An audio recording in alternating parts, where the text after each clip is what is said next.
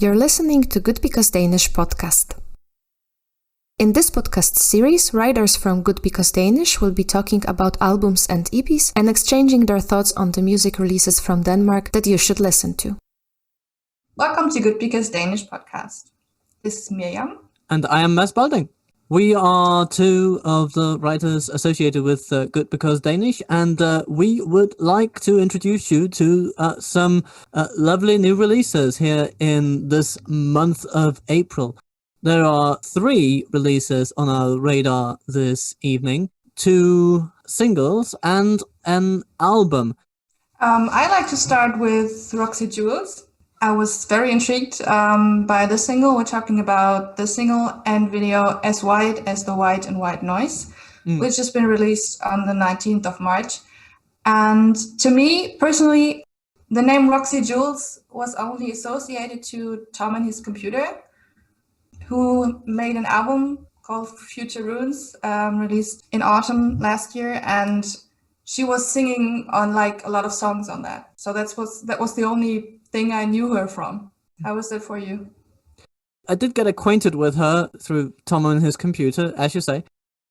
Apart from that, I have very limited experience or exposure to Roxy Jules. I don't know about you, but as soon as I heard it, I was reminded very, very powerfully of the Doors of all bands.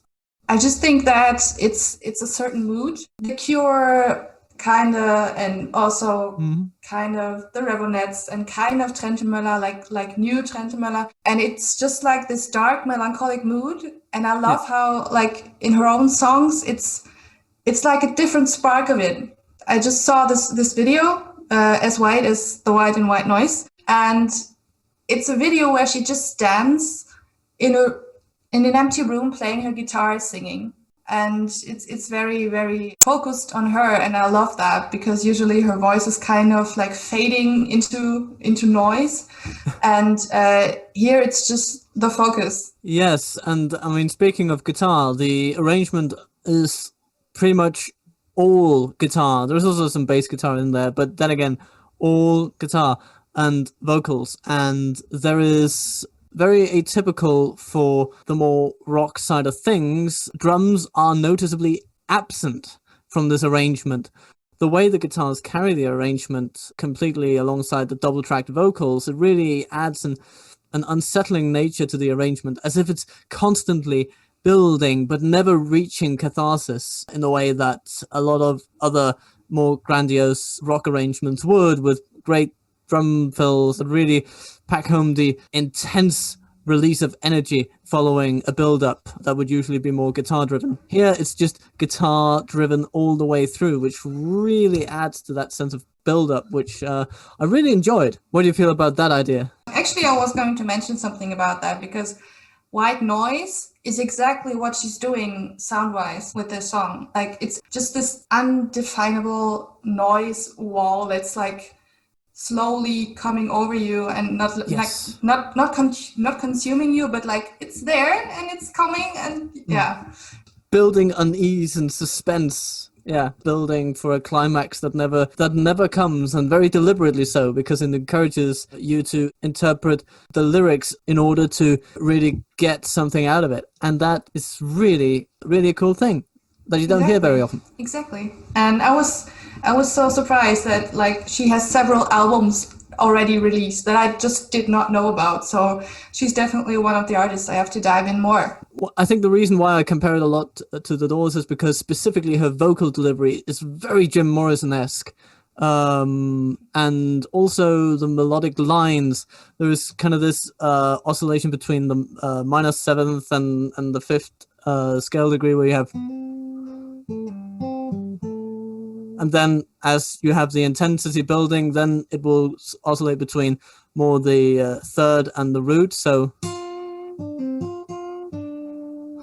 and taking those relatively blues-influenced lines and delivering them in this very enunciated yet slightly unhinged way, which Jim Morrison was also very known for. It just really hammers home also the very suspenseful mood of it, which also was very present in The End by The Doors. And it's kind of cool to hear a new release in 2021 drawing so heavily upon that classic old psychedelic jam of a tune, but turning it into something with a bit more structure and a lot less Oedipal incest. Thank you so much for that lesson in music theory. It's something that I could not provide, so that's amazing. Thank you. I think we can move along to the second single of tonight, which is the amazing VOLA. I don't know, are they just called VOLA?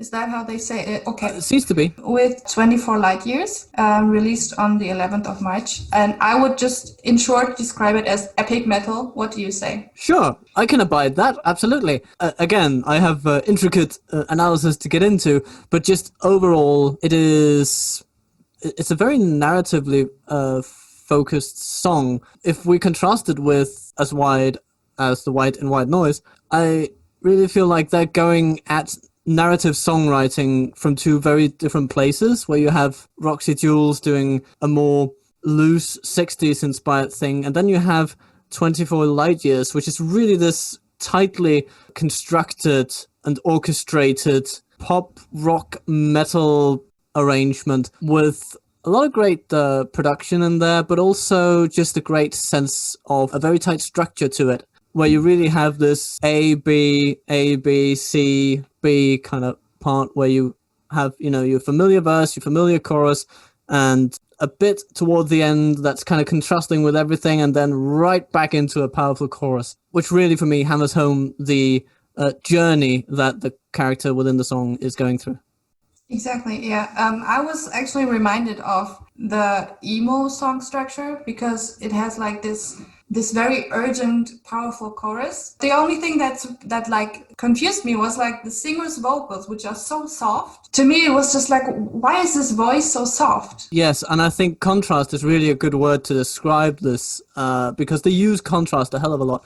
Both, as you say, between the drums, which have this very polyrhythmic feel to them. The drums and the vocals, I think, are very good examples in the song of contrast, which is used very deliberately between very intricate and complex drumming rhythms, and then this very sharp and simple melody line that is sung and carried by these vocals. And the contrast between those two is very much a narrative device, because if you look at the lyrics themselves, I could leave this house, but I won't. You kind of get the sense that there is a place of calm that this main character is experiencing, and there's a world around it that's a completely different place. So there's a storm going on outside that, the world is just banging away in all sorts of rhythmic patterns that can perhaps be discerned, but are very chaotic, very, very storm-like. And then on the inside of every building is this uneasy sense of calm within it all. And the contrast between those two, the storm of the outside world and the enforced stillness of the mind that occurs within each individual bubble, is really palpable. And also just in the melody itself, I mean, you could write a very intricate melody, but at the end, it's a major pentatonic melody. It's easily recognizable, easily hummable. It's something that anyone can share. You could see that kind of melody in a lot of different songs. And again, it speaks to the universality of it all, I feel. The universality of this experience. It's very much commenting on our pandemic situation and how it affects each individual. I find it very effective in that regard. Yeah, I agree. Something that I want to add to like my point of describing them as epic metal was that I've listened to more songs of them, because also this single was like my introduction to VOLA, and I listened to 24 Light Years, and then I listened to the other singles and albums, and they're like just amazing.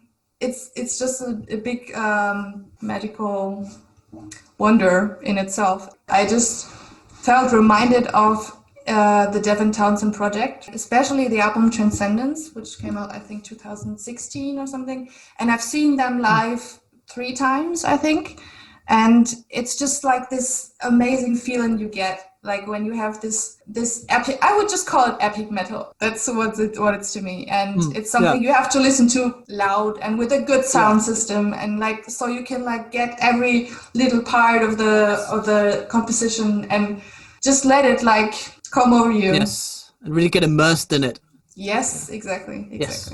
It's a very good way of describing it, yes, because they really do create this sense of a complete world that this music just exists in. I mean, I haven't experienced the Devin Townsend project live, but that's just also another example of really, really powerful storytelling through music. Yes, I can only recommend it. And also, VOLA have an album coming up, which 24 Light Years is one of the singles for, and it's called Witness and is going to be released on the 21st of May. And I just hope that Corona is over very soon, because I just need to see them live. I just have to like see this happening and all the people coming together, and I would love to see that. Ah, yes. I mean, one can only hope. There's nothing else to do, really. And while we wait, let's just get along to the album, which is Capacity by Lydmor, which has already been released in February. Did you follow her music before this album? Only incidentally. I have seen clips, I have heard bits, I have experienced a song here and there, and probably also quite a few of them without even thinking about it. Because she's an artist that has always been kind of in the periphery for me musically. And this is my first full exposure to a complete album of hers. What was your first impression of this album as a whole? First of all, this is a straight up concept album. And this is something that I have missed from music for quite a while. I think one of the first artists that really made me realize what the album could do as an art form was Pink Floyd. There are many things here. Lydmor draws on so many things from so many places, but there are so many great concepts to discuss in this album overall, as with any artist that really perfects the art of the album. And I feel that this is one such. It's a long time since I've heard a new album that really just gripped me emotionally in the way that this did. There are a lot of favorite songs, but the one that stuck with me like very intensely was Amanda's Lullaby, the first song, which is basically an intro, but there are just so many, like I'm a lyric kind of girl. Like I love when the lyrics are great, when they say something. And Amanda's Lullaby is like such a feminist hymn that just like I can't go through the song without getting goosebumps. It's like I've listened to it like so many times already, but like goosebumps every time. Like these lines, like yes, the world that they've built needs to end. Like it just gives me so much hope as a woman living in this world. Just this strength that she expresses, this contentment that she knows we will do something and we can change something. I think that's really an important thing. This is feminist with a rather big F, and a big FU to certain types of people, I would expect as well. It's not really that veiled, and it sets up the theme of the album perfectly. Also, as you say, putting the vocals and the lyrics center stage by having a lot of this song being just a wall of harmonized vocals. And of course, synthesizer effects to match and support them, but it really is the vocal here. The message is the music in a really wonderful way. One thing I noticed about this song that I really, really like is also you talk about how it is a song about changing the world and having feminism be an agent for positive change in the world, which I personally agree with. I find it very fitting, and that's something I noticed about all the songs, is that that Lydmor's vocal performance is always very deliberate. It's never just singing. Even the way it's phrased and sung has a point to it. And specifically with this, I was really gripped by the way this vocal performance, the lead vocal particularly, the singer just becomes more and more confident as the song goes on. Yes. The lines become sharper and sharper, building and building and building to this final point of the music. It starts from this very uneasy sense of what women and girls in particular are coming of age and expected to be in society, and then it grows more confident over the course of the song as the alternative to this worldview is presented. Beautifully done. Yes. I also love that this song features the line, "The more that we open, the less space they will get," which is also on the cover of the album. The cover is like a whole masterpiece in itself. It's a drawn labyrinth of pictures, and there's this wording in it from Amanda's Lullaby: "The more that we open, the less space they'll get." And this is just something that feels so empowering to me. And yes, also what you said about the pronunciation, and that she doesn't just sing, but like enunciates every word. And I think there you can hear that she does have to do a lot with theater and performance as well, because, or just, I don't know, it's just like she structures or like composes the songs, not just like as songs, but like as little scenes. Like, yes. Especially for this album, where it's, when you listen from start to finish, I don't feel like it's a round thing. Like in topics, yes, but in moods and in subjects and in just general atmospheres, I think it differs a lot, and it feels like several scenes from a play to me. Yes, one of my notes here says this album has a great mix of genres, of different genres. It draws from a lot of different places in order to express different stories. And part of this overall exploration of, I feel, especially womanhood, finding yourself, finding the people you connect with, and also, very key, the people you don't connect with, and realizing the difference and what that means to you as a person, and also finding yourself as a woman in a patriarchal society. It is a beautifully constructed album with individually terrifically constructed songs as well. So that's also, I think, a mark of a great concept album, is that you can enjoy each song out of context, but within the context of the album, each song builds upon the next in an incredibly satisfying way. Do you have any favorites on this album? Well, I mean, Amanda's Lullaby was also on my list of several songs.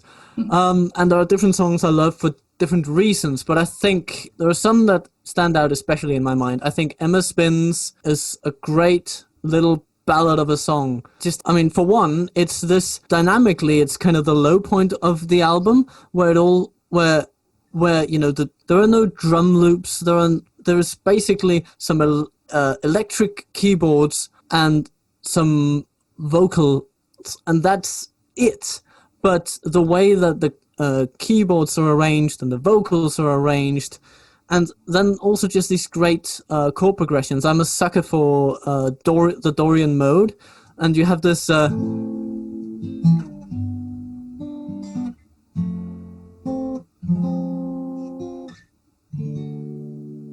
this whole kind of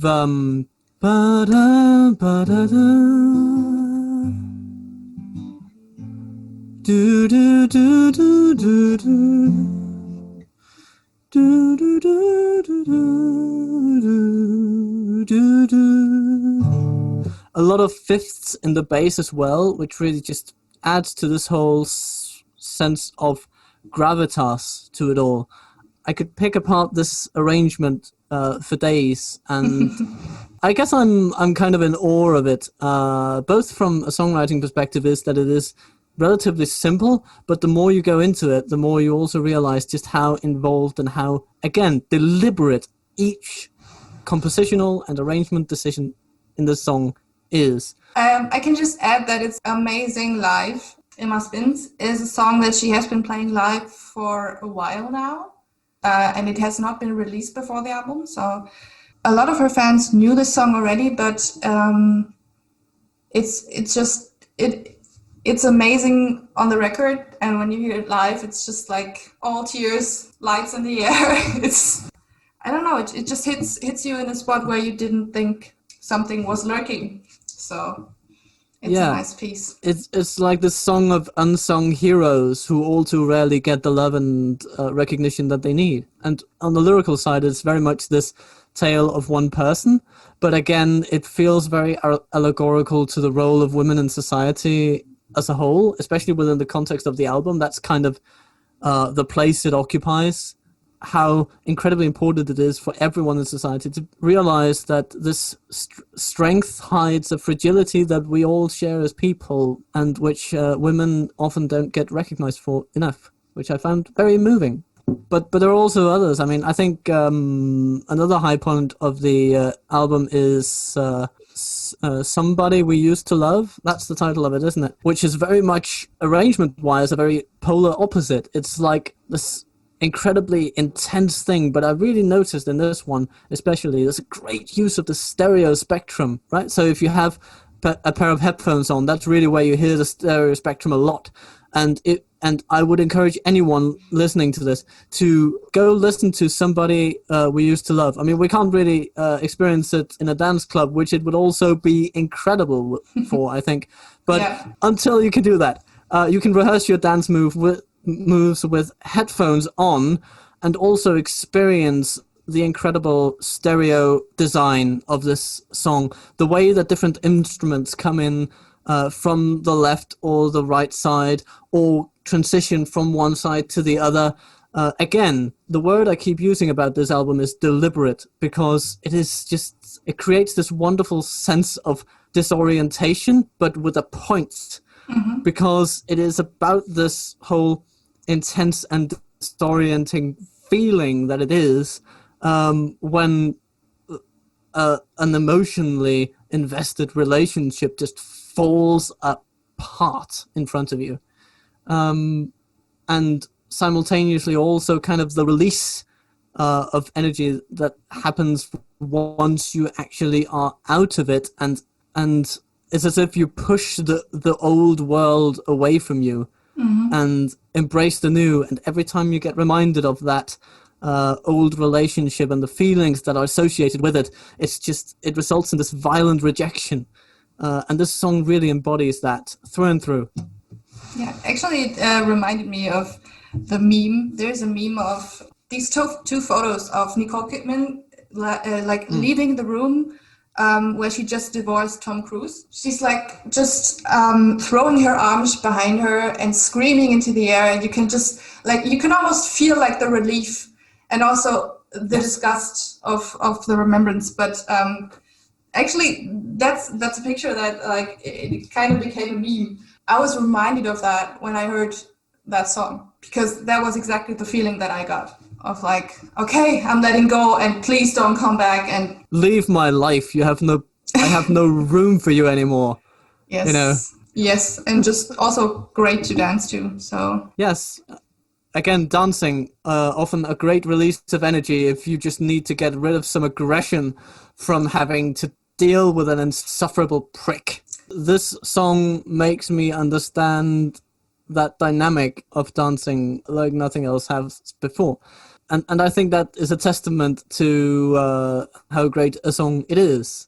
Yes. That little me sitting here in an apartment where dancing would make my furniture fall down, and not being a dancer myself in the first place, this song puts me, it still evokes for me the intense energy that is associated with dancing away these aggressions.